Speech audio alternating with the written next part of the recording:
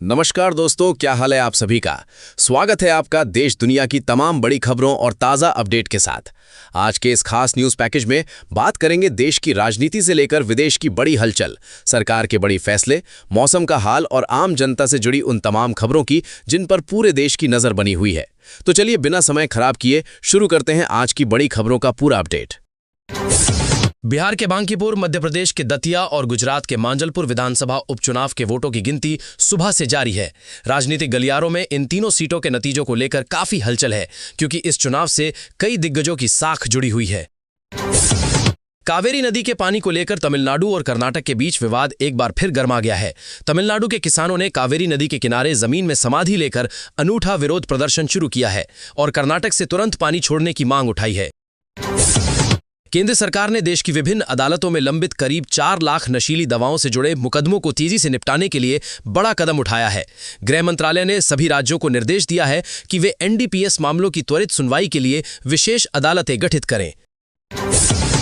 केरल में मूसलाधार बारिश और भूस्खलन की वजह से जनजीवन बुरी तरह प्रभावित हो गया है। कई जिलों में नदियों का जलस्तर खतरे के निशान से ऊपर पहुंच गया है, जिसके बाद प्रशासन ने हजारों लोगों को सुरक्षित राहत शिविरों में पहुंचाकर बड़े पैमाने पर बचाव अभियान शुरू कर दिया है। प्रधानमंत्री नरेंद्र मोदी ने आंध्र प्रदेश के विशाखापट्टनम के पास नवनिर्मित अलूरी सीतारामू अंतर्राष्ट्रीय हवाई अड्डे का औपचारिक उद्घाटन कर दिया है। इस नए एयरपोर्ट के चालू होने से दक्षिण भारत में व्यापार और पर्यटन को बड़ी रफ्तार मिलने की उम्मीद जताई गई है। केंद्रीय स्वास्थ्य मंत्रालय ने नीट पीजी परीक्षा प्रक्रिया को अधिक पारदर्शी और सुगम बनाने के लिए बड़े प्रशासनिक सुधारों की घोषणा की है। अब परीक्षा सेंटरों के आवंटन से लेकर परिणाम जारी करने तक की पूरी व्यवस्था एआई टेक्निक की देखरेख में पूरी की जाएगी। मौसम विभाग ने आज दिल्ली एनसीआर, उत्तर प्रदेश, बिहार, राजस्थान, उत्तराखंड और मध्य प्रदेश समेत 15 से अधिक राज्यों के लिए मूसलाधार मानसूनी बारिश का नया अलर्ट जारी किया है। कई जिलों के अधिकारियों को जलभराव और भूस्खलन से निपटने के लिए सतर्क रहने की सलाह दी गई है। राष्ट्रपति द्रौपदी मुर्मू की आधिकारिक मंजूरी मिलने के बाद देश में सख्त लोक परीक्षा रोधी कानून लागू हो गया है।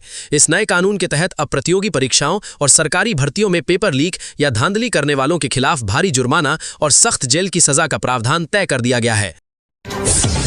अंतर्राष्ट्रीय मोर्चे पर लाल सागर और हॉर्मुज जलदमरू मध्य में जहाजों की आवाजाही को सामान्य करने के लिए कूटनीतिक प्रयास रंग ला रहे हैं। अंतर्राष्ट्रीय शांति वार्ताओं के बाद व्यापारिक जहाजों के सुरक्षित आवागमन की उम्मीद जगी है, जिससे भारत के ईंधन आयात पर बना दबाव कम होगा।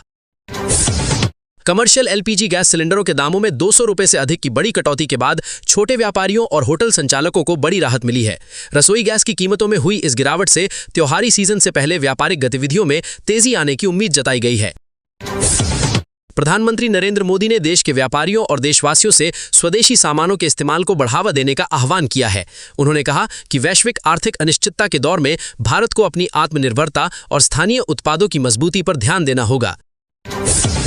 ग्लासगो राष्ट्रमंडल खेलों के समापन के बाद भारतीय दल का विजय अभियान सुर्खियों में है। एथलेटिक्स और मुक्केबाजी में भारतीय खिलाड़ियों द्वारा जीते गए ऐतिहासिक पदकों के बाद भारतीय एथलेटिक्स महासंघ ने सभी विजेताओं के लिए विशेष सम्मान समारोह आयोजित करने का ऐलान किया है। कर्मचारी भविष्य निधि संगठन यानी ईपीएफओ ने अपने करोड़ों नौकरी पेशा खाता धारकों के लिए बड़ी सुविधा शुरू की है। अब किसी भी आपात स्थिति में मेडिकल और एजुकेशन एडवांस क्लेम का सेटलमेंट बिना किसी मानवीय दखल के महज 24 घंटे के भीतर सीधा बैंक खाते में कर दिया जाएगा। भारतीय रिजर्व बैंक ने देश के सभी कमर्शियल बैंकों और वित्तीय संस्थानों को अनसिक्योर्ड पर्सनल लोन और क्रेडिट कार्ड से बांटे जा रहे कर्ज की कड़ाई से समीक्षा करने के निर्देश दिए हैं, ताकि वित्तीय प्रणाली में रिस्क को नियंत्रित किया जा सके।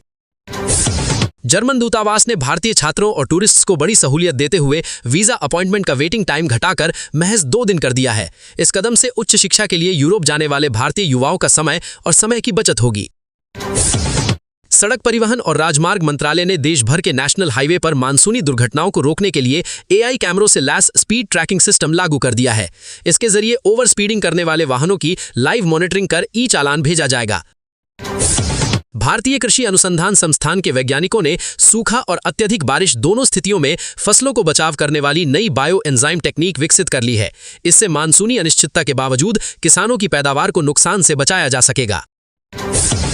केंद्रीय ऊर्जा मंत्रालय ने देश के प्राकृतिक जलाशयों की सतह पर तैरते हुए सोलर पैनल लगाने के लिए सूर्य सरोवर योजना की शुरुआत की है। इस योजना के तहत छतों के साथ साथ ताल तलैयों का इस्तेमाल करके हरित ऊर्जा का उत्पादन बढ़ाया जाएगा। बिहार में चुनाव आयोग द्वारा मतदाता सूचियों के विशेष गहन पुनर्निरीक्षण का काम तेजी से जारी है।